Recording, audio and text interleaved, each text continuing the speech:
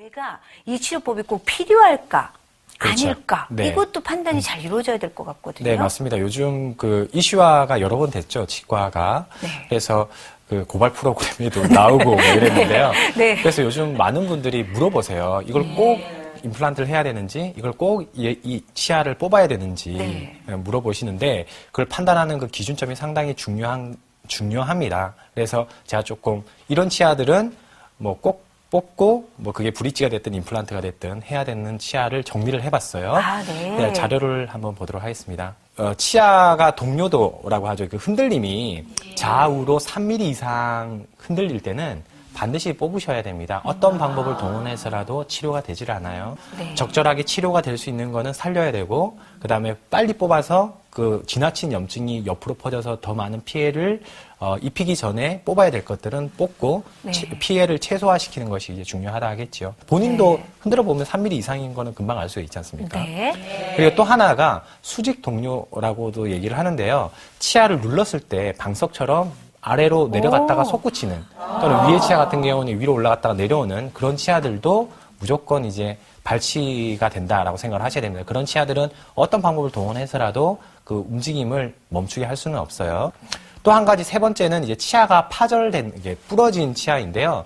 부러진 게 다행히 수평으로 부러졌을 때는 어떻게든 치아를 살려낼 수 있어요. 근데 이제 뿌리 밑으로, 그러니까 잇몸 경계 밑으로까지 수직적으로 파절이 됐을 때는 어떤 방법을 통해서도 그걸 또 붙일 수가 없기 때문에 아쉽지만 이를 뽑게 됩니다. 그래서 수직적으로 파절이 왔을 때 이를 뽑고 임플란트 하는 게 또 적절하다. 이 세 가지 정도만 유념해 두셔도 이 치아를 뽑아야 될지, 네. 그다음에 살릴 수 있을지에 대한 어떤 중요한 기준점, 네. 큰 부분의 기준점이 생기리라고 생각이 듭니다. 네, 그렇네요. 주위에서, 야, 아직 하지 마. 그 소문이 좀 여러 가지가 있어. 이런 사람들도 있을 거고, 너 빨리 지금 당장 가서 해. 이러는 사람도 있을 텐데, 네. 이런 기준점들을 상대적으로 기억하고 있다가 전문의하고 상담을 받으시면 무엇보다 좀 나에게 맞는 치료법을 찾을 수 있지 그렇겠죠. 않을까 생각이 예. 듭니다. 그렇다면, 그래도 부작용을 줄이기 위한 임플란트 치료법은 그러면 어떤 방법이 있는 건지가 네. 궁금합니다. 네. 사실 환자분들한테 이제 많은 상담을 하다 보면 뭐 수술을 잘해요 라는 것보다 임플란트 개수를 몇 개를 써야 돼요. 네. 뭐 비용은 얼마예요. 이런 것들이 훨씬 더 이렇게 피부에 와닿는 문제이긴 하더라고요. 그래도 이제 의사에게는 중요한 것은 임플란트 시술을 얼마나 더 완벽하게 할 것인가에 대한 고민이 가장 큽니다. 아주 궁금해하는 거는 뭐 이렇게 부담되는 치료비와 네. 그다음에 치료하고 나서 이게 얼마나 오랫동안 쓸 수 있어요? 건강하게 사용할 수 있어요?입니다. 그리고 또 치료하면서 뭐 아프거나 또는 부작용이 있거나 해서 재수술을 해야 되지 않나요? 하는 궁금증을 많이 물어봐요. 네. 그래서 오늘 저는 이제 이 준비 시간을 어떻게 하면 건강하게 잘 쓸 수 있는 치료법이 있는가. 그러니까 오랫동안 이렇게 지켜봤더니 이렇게 건강하더라. 또 안 되는 사람들은 또 안 되는 케이스도 있더라라는 걸 보여드리고요. 근데 막무가내로 보여드릴 수 없기 때문에 그 형태별로 치아를 어떻게 상실이 되는가 원인별로 나누어서 설명을 드리도록 하겠습니다. 네네. 일단 그 치아 상실에 대한 거 자세히 말씀해 주신다는 네, 말씀이세요. 네. 뭐 이가 빠지면 다 똑같이 그냥 이가 빠지는 걸로 알게 되는데 그게 네. 아니라 그것도 형태별로 여러 가지가 있다면서요. 그렇죠. 어떻게 되나요? 네, 환자분들이 이제 치과에 와서 이제 의사 선생님과 상담할 때 주로 이런 표현을 해요. 내가 치아 몇 대가 빠졌는데 치료를 몇 대를 해야 돼요. 이렇게 네네. 단순하게 물어보거든요. 근데 치아가 총 이제 한쪽으로 7개씩 14개, 아래까지 하면 28개가 있는데요. 네. 앞니 6개, 6개씩, 그 다음에 어금니 4개, 4개씩, 성근이 하나하나씩 4개 이렇게 있습니다. 근데 이제 그게 몇 대가 빠졌다 이게 중요하기도 하지만 어느 부위에 어떻게 빠졌는가가 굉장히 또 중요한 요소이고요. 남아있는 형태가 어떻게 되어 있는가도 중요하죠. 네. 그래서 그 형태별로 나눠보면요. 첫 번째 전체 치아가 모두 다 상실된 경우 당연히 나눌 수가 있겠고요. 네. 두 번째는 치아가 뭐 10개가 빠졌지만 앞니가 10개가 빠졌느냐 어금니가 10개가 빠졌느냐가 또 다르거든요. 네. 그래서 양쪽으로 위아래 어금니를 모두 상실한 경우, 그러니까 앞니만 남은 경우로 나눌 수가 있겠고 네. 세 번째 카테고리는 어금니가 빠지긴 빠졌는데 한쪽으로만 빠져서 한쪽으로 남아 있어서 씹을 수는 있는, 당장에는 오른쪽으로만 씹을 수 있는 그런 경우도 있을 수 있고요. 네. 또 이제 어금니가 위아래로 빠졌는데 한쪽은 오른쪽, 그러니까 위에는 오른쪽이 빠지고 왼쪽은 아래가 빠지면 한쪽은 남아있지만 결국에는 앞니로만 드셔야 되는 거예요. 그러니까 어금니가 모두 빠진 건 아니지만 씹을 수 있는 건 앞니만 남는 그런 패턴도 있겠죠. 그래서 양쪽으로 엇갈리게 윗니와 아랫니를 상실한 경우 나눌 수 있겠고, 또 부분적으로 듬성듬성 어금니가 빠지는 경우도 있습니다. 예, 그리고 이게 5번째 패턴이고요. 6번째로는 이제 어금니는 남아있는데 앞니만 윗니, 앞니가 빠진 경우, 그 다음에 아래쪽 앞니가 빠진 경우로 나눌 수가 있겠죠. 위아래 동시에 빠진 경우도 있는데, 그거는 뭐 6, 7번 동시에 들어갔다 이렇게 생각할 수 있겠습니다. 네네. 네. 이렇게 치아가 어떤 형태로 빠졌느냐 이런 형태별 분류가 임플란트 시술에도 영향을 미치는 모양이에요. 그렇죠. 그래서 예. 이것부터 파악을 해야 된다는 말씀이신데요. 네. 치아가 이렇게 상실되는 원인도 참으로 다양하게 있다면서요. 맞습니다. 그것을 지금부터 네. 좀 설명을 듣도록 하겠습니다. 먼저 평소에 씹는 습관도 치아 상실의 큰 원인이 될 수 있다면서요. 어떤가요? 맞습니다. 예. 어금니가 뭐 위아래가 모두 다 빠졌다 하더라도 충치가 생겨서 빠질 수도 있고 잇몸 질환 때문에 빠질 수도 있고요. 사고가 나서 뭐 교통사고나 이런 걸로 빠질 수가 있잖아요. 그래가지고 네. 빠진 형태의 자리는 똑같지만 그 원인이 또 별도로 있어요. 네. 한 7가지의 원인으로 이제 카테고리별로 구별을 할 수가 있는데요. 그 특징을 이제 설명을 하겠습니다. 일단 뭐 잇몸뼈도 굉장히 대부분의 환자분들은요. 매번 똑같은 얘기를 해요. 내가 잇몸뼈가 안 좋아요. 이런 얘기를 해요. 근데 잇몸뼈가 굉장히 튼튼한 사람도 이가 빠집니다. 네. 그 이유가 뭐냐면 강한 씹는 힘 때문에 그래요. 뭐 주무실 때 이갈이를 심하게 한다든지 뭐 오돌뼈를 뭐 오징어를 뭐 우구적 먹는 분들은 뼈가 튼튼해도 근육의 힘이 너무 튼튼해가지고 근육의 힘이 잇몸뼈의 힘을 이기는 거예요. 그래가지고 평생 쓰다 보면 잇몸뼈가 무너집니다. 네. 그러니까 원래 건강한데 그 건강한 걸 많이 쓴 거죠. 그래서 이런 분들의 특징이 있어요. 평생 동안 강하게 씹다가 손상이 여러 번 발생해야 하기 때문에 다수의 깨진 보철을 보유를 하고 있습니다. 그러니까 어릴 때부터 깨지면 치료하고 결국에 빠지고 그래서 옛날부터 치료해왔던 흔적이 많고요. 그다음에 주로 사용하는 보철 치아 주변의 잇몸뼈가 깊게 손상되어 있습니다. 그러니까 전체적으로 잇몸뼈가 무너져 있는 경우가 아니라 많이 쓰는 쪽이 움푹움푹 파여져서 무너져 있는 것이죠. 이 사례 1번을 보면 이제 앞니가, 이분은 이제 어금니가 많이 손상이 돼가지고 앞니로 결국 쓰다 보니까 몇 년째 앞니의 뿌리가 다 노출되어 있는 거죠. 예. 그 다음에 이제 특징의 원인은요, 또 편측으로만 강하게 씹는데 한쪽으로만 먹는 사람들이 있어요. 이런 분들의 특징은 얼굴에 3번을 보면요, 얼굴에 비대칭성이 있습니다. 한쪽으로만 씹으니까 한쪽의 근육이 발달을 하겠죠. 이분은 이제 여성분인데 자세히 보면 이제 오른쪽의 근육이 좀 볼록합니다. 저기 부은 게 아니라 원래 저렇게 비대칭성이 온 거고요. 저분의 엑스레이 사진이 옆에 있어요. 왼쪽에 잇몸 치아가 없죠. 위쪽이 없고 밑에는 잇몸뼈가 무너져 있는 게 보이니까 오른쪽으로 씹던 거예요. 그러니까 오른쪽의 근육도 발달하고 오른쪽의 어금니도 점차적으로 이제 파괴가 되고 있었던 그런 그림입니다. 네. 네.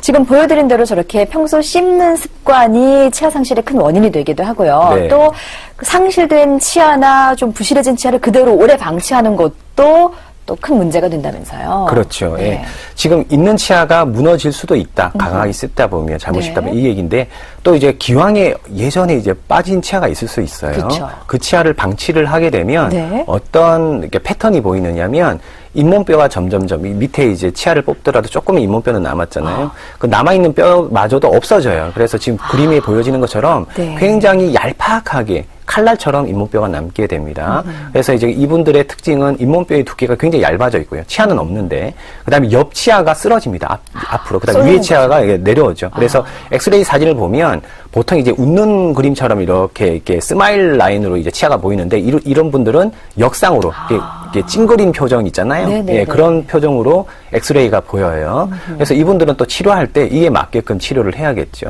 그리고 또 부적절한 잘못된 보철을 오랫동안 사용을 하다 보면 안에서 이가 썩기도 하고 그다음에 이게 억지로 또 드셔야 되니까 쓰다 보면 또 부러뜨려요, 치아를.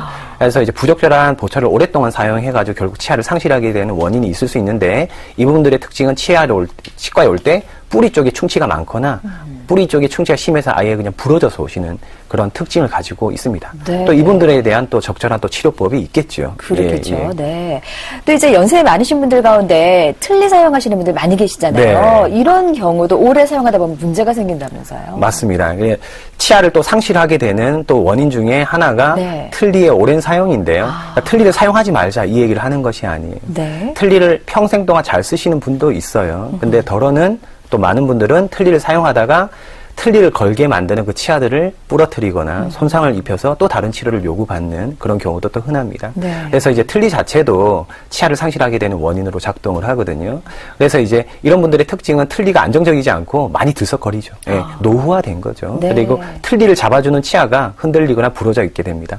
이 엑스레이가 이제 첫 번째 엑스레이는 흔들리는 치아고요. 두 번째 엑스레이는 위에 아래 다 틀니였는데 위에 틀니를 잡아주던 치아가 주요한 치아가 부러져가지고 이제 그 틀니를 사용을 하지 못하게 되니까 새로운 틀니를 만들거나 아니면 임플란트를 치료해다오 하면서 오신 그런 케이스죠. 네. 틀니 자체도 사용하다 보니까 네. 다른 치아한테 이제 짐이 되어서 다른 치아의 상실의 원인이 되는 것이죠. 네. 예. 저희가 프로그램 시작하면서 들었던 인터뷰 내용 가운데도 틀니 때문에 많이 불편했었다라는 말씀을 네, 해주셨어요. 맞습니다. 그래서 이제 그 임플란트도 이제 하게 되고 그러시는데요. 임플란트가 필요한 치아 상실의 예, 또 어떤 것들이 있을까요? 네. 그 틀니의 사용으로 이제 전체적으로 이게 나이 많으신 분들이 네. 그 상실되게 된 거 외에 네. 또 이제 그 엇갈리게 씹히는 그러니까 아까 그 치아 상실의 그 형태가 듬성듬성하게 이렇게 빠질 수가 네. 있다 그랬잖아요. 네. 그래가지고 그러니까 아래쪽은 치아가 남았는데 위쪽은 이제 치아가 없고 반대편은 위쪽은 치아가 남았는데 아래쪽에 치아가 없으면 남아있는 치아 가지고 억지로 씹어야 돼요. 한두 개 남아있는 그렇죠. 씹히는 네. 부분 가지고. 그래서 이분들의 특징은요. 윗니가 있으면 아랫니가 없고 아랫니가 있으면 윗니가 없는 이유 때문에 앞니의 사용 빈도가 높아져 가지고요.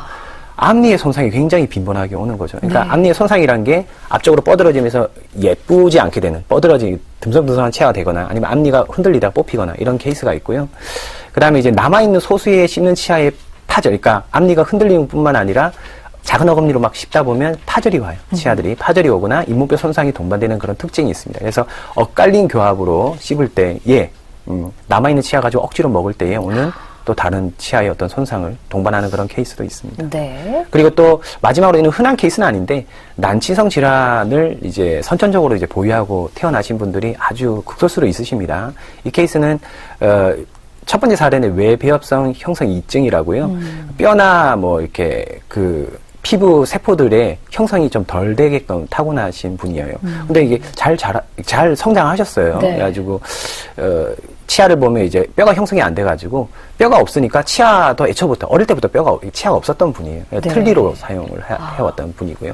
두 번째는 치아가 형성되긴 했는데 치아의 여러 층 중에서 그러니까 뼈층 중에서 한 층이 결손이 돼서 태어나시는 분들이 있어요. 이거는 이제 선천적인 경우도 있고 약을 잘못 먹어가지고 그렇게 될 수도 있어요. 뼈가 형성되는 시기에 6살, 10살 사이에 약을 잘못 먹으면 부작용이 있는 약을 먹으면 그때 형성되는 뼈가 저해를 받아서 뼈가 형성이 안 되는 경우가 있어요. 이런 경우는 어쩔 수 없죠. 예. 예, 나이가 들면서 계속 치아가 상실되거나 하거든요. 그때마다 계속적인 어떤 치료가 요하는 그런 경우가 있습니다. 예. 예. 그러니까 우리가 흔히 얘기하는 이 없으면 잇몸으로, 뭐 어금니 없으면 앞니로 이게 굉장히 위험한 생각이었네요. 네. 네, 네. 적절한 치료를 받으셔야 됩니다.